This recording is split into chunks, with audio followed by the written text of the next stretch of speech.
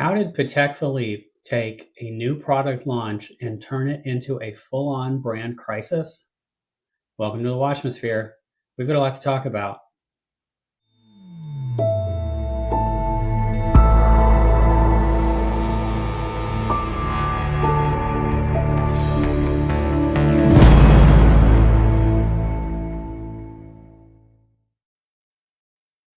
Just to level set before we get started, this conversation is strictly about the design of one watch that Patek Philippe released last fall. It has nothing to do with the quality of their products. By all measures, Patek Philippe watches are exceptional. So it's just about the design of the Cubitus, and that's it. So I talked to some people about this story, and not everyone was familiar with Patek Philippe or where they sit in the market. So a little backstory. Patek Philippe is a Swiss watch brand that was started in 1839 and was purchased by the Stern family in 1932, the same year that they released the Calatrava. And they have been family owned and operated ever since. In fact, they're the only Swiss manufacturer that is still family owned and family operated. The difference between ultra luxury and high-end luxury is usually mass production. Rolex, Cartier, they mass produce watches. The ultra luxury, they are producing significantly less watches, and they're slower in how they make them. Usually in the ultra luxury brand, they're making their own movements. They're usually all handmade, although that's not always the case these days. But for the most part, they're take longer to make because they're handmade, and they don't make nearly as many. But where the ultra luxury brands go, the entire industry follows. So they are very influential. Patek Philippe is one of the 3 Swiss watch brands that are known as the Holy Trinity. The other 2 being Vacheron Constantin and Audemars Piguet. Audemars Piguet in 1972 released a new watch called the Royal Oak, which was designed by legendary watch designer Gerald Genta. When the watch was released, it was an oddity. People weren't sure what to make of it. It's an octagonal case. It's an integrated sports watch. It was a big case at the time when men's watch cases were smaller, and people didn't know what to make of it. But as they did iterations on it, people found it and began to love it. And it became, to this day, considered a grail watch and a classic. And you see it on a lot of celebrities. In 1976, Patek Philippe released the Nautilus, which was also designed by Gerald Genta. And you could argue that it was Patek's response to the Royal Oak. They might disagree, but that's, you could kind of infer that. And they didn't release really another watch until the mid 90s with the Aquanaut. The Aquanaut was kind of thought of to be a watch that would appeal to a younger buyer. And it had a lower entry price point. Right now, the stainless steel Aquanaut comes in at about $24,000. So they released another watch line at the end of the 90s called the 24. It was a women's line, really beautiful watches there. And then they didn't release another watch for a really long time. Most of the watch releases that make up the current line right now were launched during Henri Stern's presidency. He then passed the reins over to his son, Philippe. And then Philippe passed the leadership over to his son, Thierry, in 2009, 2010. So Thierry's been running the company ever since. And for the most part, it was fairly quiet. Then in 2021, he announced that they would be discontinuing the stainless steel version of the Nautilus. And this shocked people. People thought this was kind of like crazy. In fact, what are you doing? Because that's the stainless steel versions of any of these watches are going to be the entry point. They're not made in gold or platinum. But he said they would be releasing a new watch that was under development, and it would be coming soon. So 2022 goes by, 2023 goes by, don't hear anything. Then in 2024, they announced October 17th, they would be releasing the new watch. People were really excited. And I think this was a mistake that they made in that they underestimated the excitement. So the watch release date was October 17th, but a few days prior to that, someone posted online a photograph of an ad in Fortune magazine that had yet to hit the newsstands. And in it was the Patek Philippe ad for a watch called the Cubitus. This people thought was fake. They thought, oh, this has to be photoshopped, or this is AI. It can't be real. It looks like a square Nautilus. And that was the initial complaint about it is it looked like you just took the Nautilus and straightened out the edges of the case and called it a new watch. Then this sort of all these weird conspiracy theories came out about like, well, maybe it's just a test. Maybe they're just floating it out there. But no, October 17th comes and they release the photograph of the three watches in the line. A stainless steel version with an olive green dial, a rose gold and stainless steel duotone with a blue dial, and a date complication, and then a grand date with multiple complication in a platinum dial, but it has a denim strap. People were really surprised by this, though, and disappointed. There was a lot of talk about it, a lot of chatter, and it kind of erupted. It was loud. Terry Stern now, as the president, is going around doing interviews, and he did a lot of pre-launch interviews. And in those interviews, he was very, how would you say it? Strident. Some would say arrogant, but there were a lot of I statements and me statements and my statements. It's my square watch. I decided this. I designed this. And it's kind of surprised people because they were thinking you were saying you designed this watch, but clearly you took Gerald Genta's masterpiece, took all of the subtlety, all of the nuance, all the sophistication out of it, and created this watch that you're calling your watch. Beyond that, people were responding to this now Art Deco case with this 1970s style dial. There was an awkwardness to it. It was just they were clashing together. And then beyond that too, then people started making the comparison. It looks a lot like the Santos de Cartier. This is not a comparison that Patek would want. Then people started noticing it looked like Swiss micro brand Main's Manhattan watch.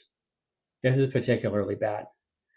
Again, at this level, these brands drive the entire market. What they do, everyone follows. And so you don't want it to look like you just made an homage watch to a Cartier, and certainly don't want it to look like you stole elements out of a micro brand. It wasn't a good look.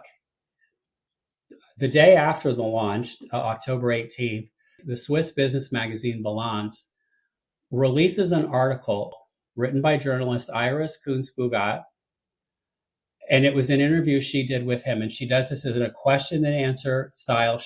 Her questions are listed in bold, and his questions are listed below. And so the first thing she says is this is a new collection in 25 years. What was your role in this? And he says 100%.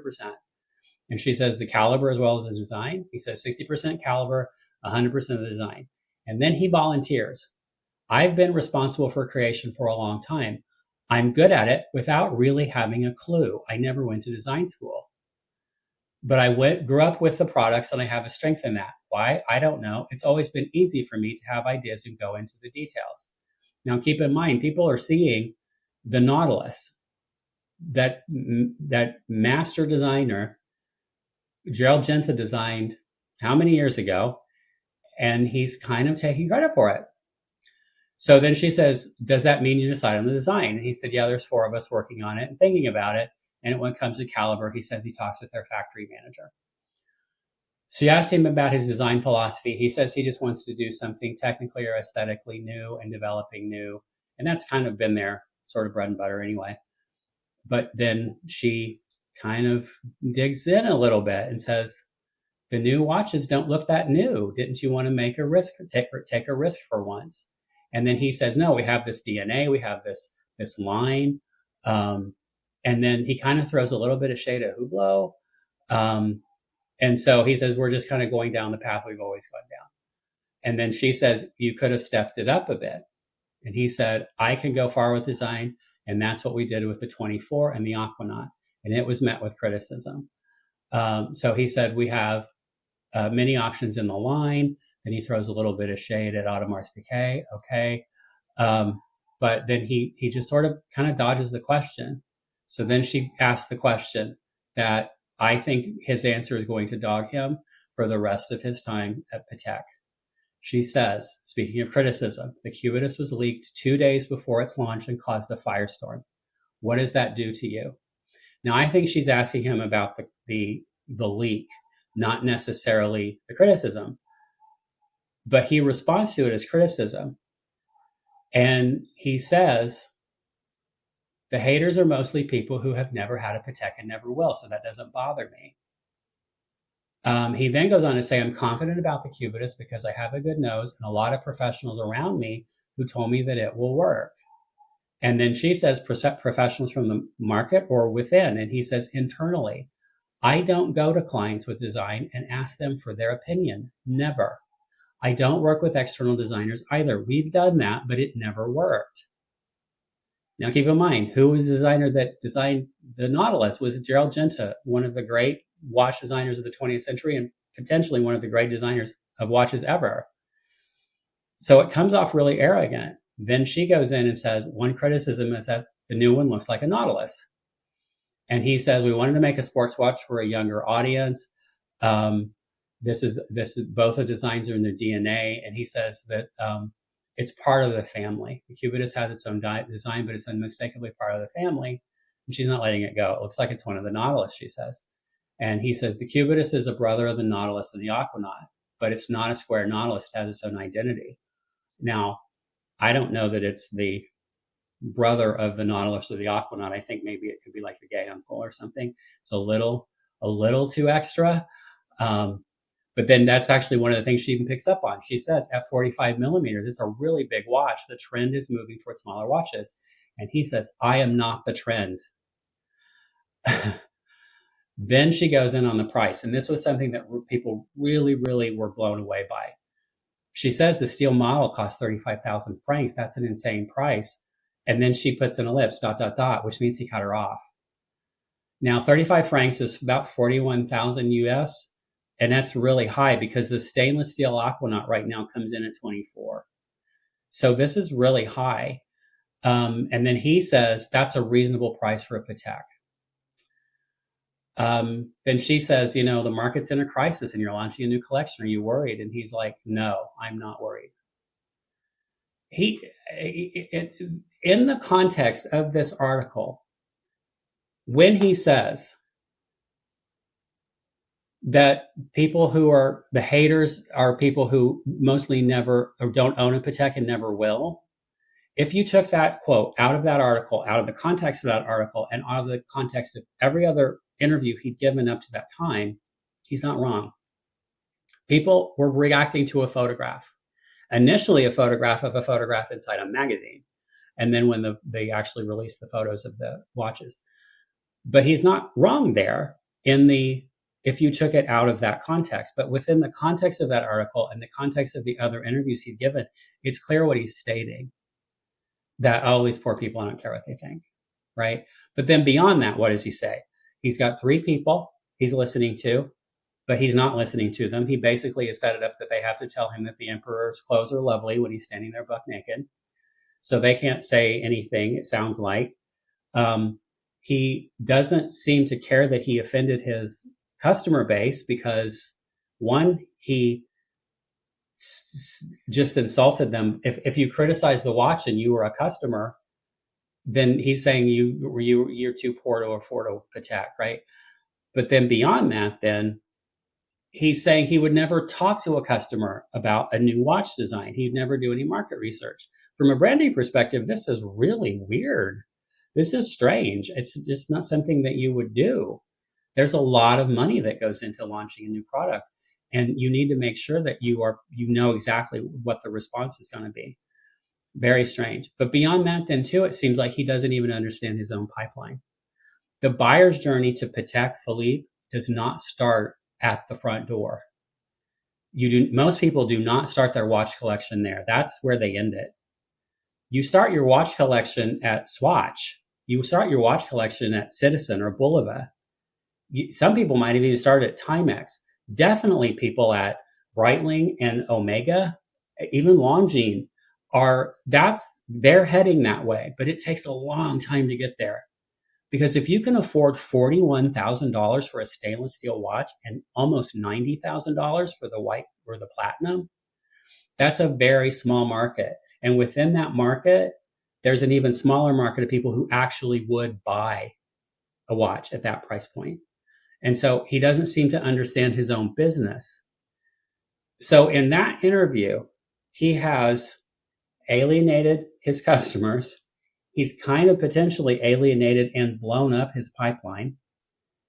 He's implied that he doesn't care what anyone thinks. And people are now kind of responding to a whole new issue. Now they're not talking about criticism of a watch, they're criticizing the brand. And it's now about there's all these threads on Reddit about people responding to as if they were Thierry Stern saying, "You're a poor person. You can't afford a watch. I don't care what you say." Right? There's also the repeatedly nepo baby, which ordinarily I don't like that as a term, but kind of unavoidable here.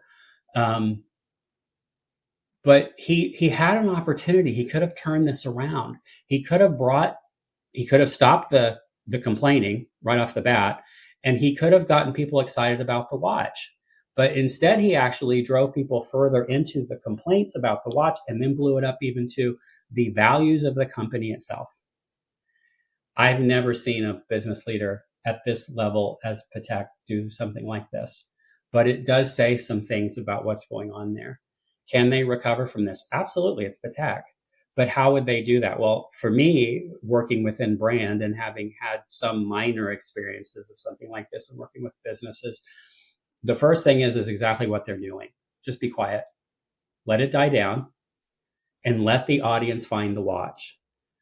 The brand date is showing up on wrists in the public eye. Zuckerberg bought one. I'm not really sure if he's that influential, but people who can afford it are buying the grand date. And people who are buying it say they like it. So it needs to find its audience very much like the Royal Oak did when Audemars Piguet released it in 72. The next thing that they really need to do is they need to get Thierry Stern into some media training. Like, he has to be able to answer these questions. And then I think the last thing they really need to do is they need to, if they haven't already, they need to get a couple of new versions out by the end of this year or very early next year in different case sizes. And they need to think about the Cubitus having its own design of its own dial, its own face. It reads Art Deco. If they leaned into that Art Deco and they did a really beautiful Art Deco pattern or some kind of guilloche or an enamel, it could really turn the watch around and it could find its audience. But I thought that this was a really interesting topic to talk about because in terms of brand, it's not something you see very often at a company at this caliber, at this level, doing. Its leaders are usually much more sophisticated. So it'll be interesting to see how this kind of plays out. The next sort of chapter of this little story is going to be what happens at Watches and Wonders in April. If Thierry Stern is there and he's not saying much, it's because they've got him on a short leash and somebody put the fear of God into him. If he's there and there's someone always standing next to him, they've also got him on a muzzle. But if he's not there at all, while that might be great for Thierry Stern, it will not be great for Patek. He has to be there. So it'll be interesting to see what happens. That's the next step. Anyway, wanted to talk about this. It's been on my mind lately. Please comment. Let me know your thoughts, what you think about all of this. I know that in the Watchmosphere, this has been talked about probably ad nauseum, but wanted to throw this in from the brand perspective. In the meantime, please subscribe. I want to blow this channel up, so that helps a lot. Stay complicated, and we'll see you in the Watchmosphere. Have a good day.